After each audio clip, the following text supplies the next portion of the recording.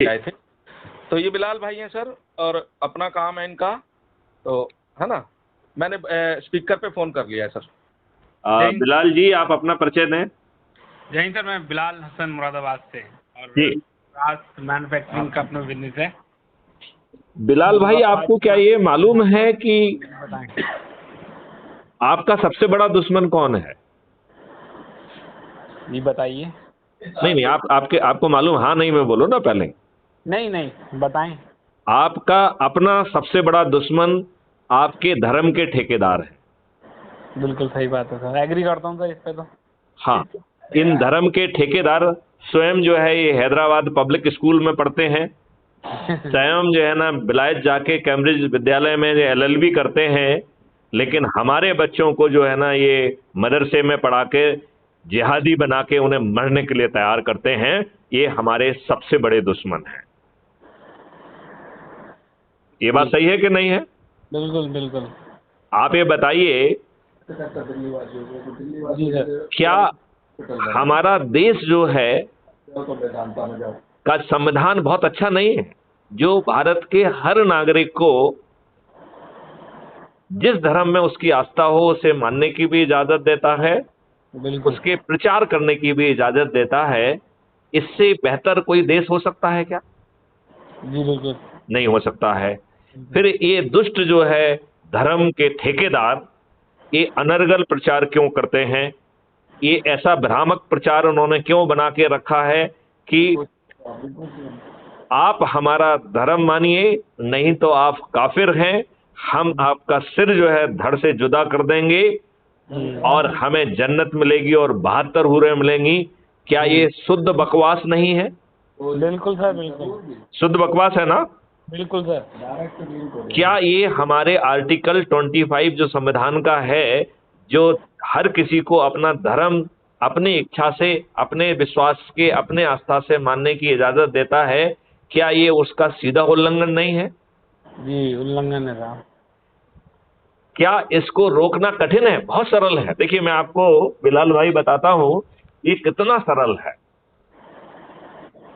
यदि हम एक छोटा सा 6 सेक्शन का एक एक्ट बनाए, राइट, जिसमें आर्टिकल 25 का जो भी उल्लंघन करेगा, चाहे वो हिंदू हो, चाहे वो सिख हो, चाहे ईसाई हो, चाहे मुस्लिम हो, उसका यह कृत्य जो है संज्ञेय अपराध होगा, उसका ये कृत्य जो है नॉन वेलेबल होगा, उसका यह कृत्य में जो है मिनिमम सजा 15 साल की होगी और उसकी संपत्ति भी जब्त कर ली जाएगी।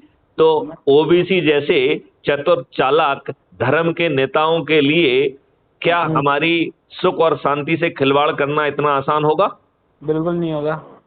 ये साले जेल में सड़ जाएंगे, और तब और सड़ जाएंगे जब उसके पीछे क्राइम फ्री भारत का 5 सर्टेनिटी वाला इंजन लगा होगा, जहां बिना थाने जाए आपकी FIR दर्ज होगी। क्राइम फ्री भारत का टेक्नो इंजन 15 दिन के अंदर अकाट साक्ष्यों के साथ चालान पेश होना सुनिश्चित करेगा, और क्राइम फ्री भारत का techno engine distributed video based trial system के माध्यम से बिना कोर्ट जाए आज की तुलना में 1000 गुना जो है पारदर्शी ट्रायल कंप्लीट करते हुए अधिकतम 30 दिन में ऐसा करेगा।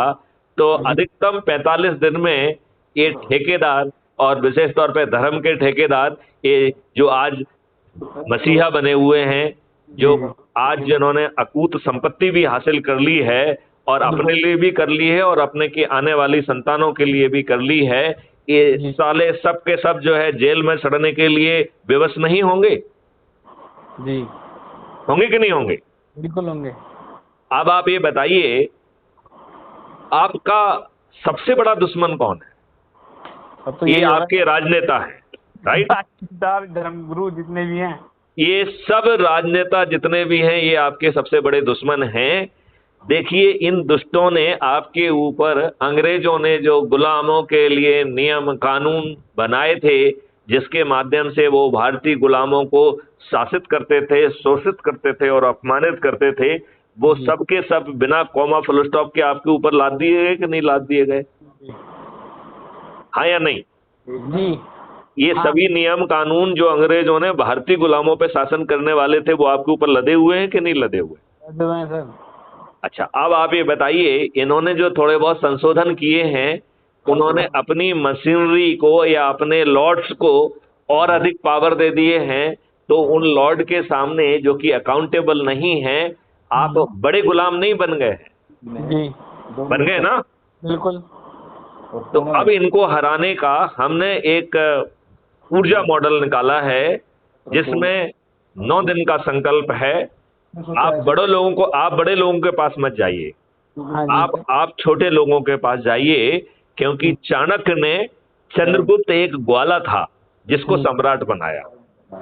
तो ये जो बड़े क्षुद्र चरित्र के लोग हैं, ये तो बड़ी बड़ी प्रोजेक्ट रिपोर्ट बना के, ये करके, यहाँ का ग्रांट लेके, वहाँ का ग्रांट लेके, वर्तमान व्यवस्था में राजनेता भी बहुत लाभ कमा रहे हैं, और ये दुष्ट और क्षुद्र चरित्र के समाज सेवी संगठन और एनजीओ, ये भी जो है टुकड़े टुकड़े गैंग का हिस्सा भी हैं और बहुत लाभ कमा रहे हैं। इनकी तरफ देखना बंद कर दो।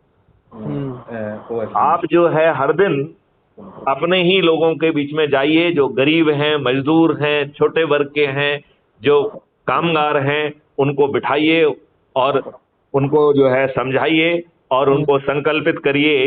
यदि जरूरत होगी तो मैं जो है प्रतिदिन आपको वीडियो कॉन्फ्रेंसिंग के माध्यम से उन्हें उनको जागृत भी करूंगा, उनको संकल्पित भी करूंगा।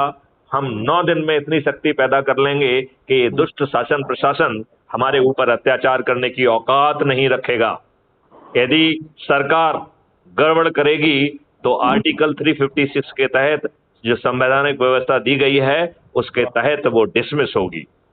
जी आप में कुछ ऊर्जा पैदा हुई है कि नहीं? चलें सर, मैं ऐसा करता हूँ, अभी तो मुझे भी कहीं जाना है, मैं फुर्सत से आपसे भैया से नंबर लेकर शाम में बात करता हूँ। नहीं, अभी आप जो है मुझसे बाद में करते रहिएगा। अभी आप जो है ना संजय भाई से जो है लिंक ले लीजिए और उसे ज्वाइन करिए, राइट? चलिए ठीक है सर। और उससे जो है आपको फायदा होगा कि आप जो है जी इसमें ध्यान करिए कि प्रतिष्ठा पॉइंट आपको हासिल करना है, लोगों को जोड़ना है, क्योंकि ये प्रतिष्ठा पॉइंट जो है आगे चल के एक बड़े दायित्वों को तय करने का वो बनेगा आधारशिला। कौन जाने कल आप मुख्यमंत्री हो। ठीक है सर जी। यदि आप चंद्रगुप्त होगे तो मुख्यमंत्री भी होगे, यदि आप चंद्रगुप्त होगे तो मंत्री भी होगे। अब एक काले चरित्र के राजनेताओं का समय गया है। ये मैथिली शरण गुप्त की भविष्यवाणी है और शंखनाद भी है जी। ठीक है, आपको मेरी बात ठीक लग रही है या ख्याली पुलाव लग रहा है? नहीं, बात सही है, बेस आधारित पे बात कर रहे हैं आप, किसी ऐसा नहीं है। चलिए, तो बिलाल भाई जी सर, आप ऊर्जाकृत हुए, इसके लिए हम आपके आभारी हैं। और हम लोग मिलके एक अच्छे, समृद्ध, सुखी, जहां हर जाति धर्म का व्यक्ति समभाव से रह सकेगा और ये राजनेता तुष्टीकरण की नीति अपनाते हुए, जी सर, मूर्ख बनाते हुए स्वयं सत्ता में शासित जो ना काबिज नहीं हो पाएंगे। जी आओ हम ऐसा संकल्प करें और ऊर्जा शक्ति से इन्हें पराजित भी करें। बिल्कुल सर।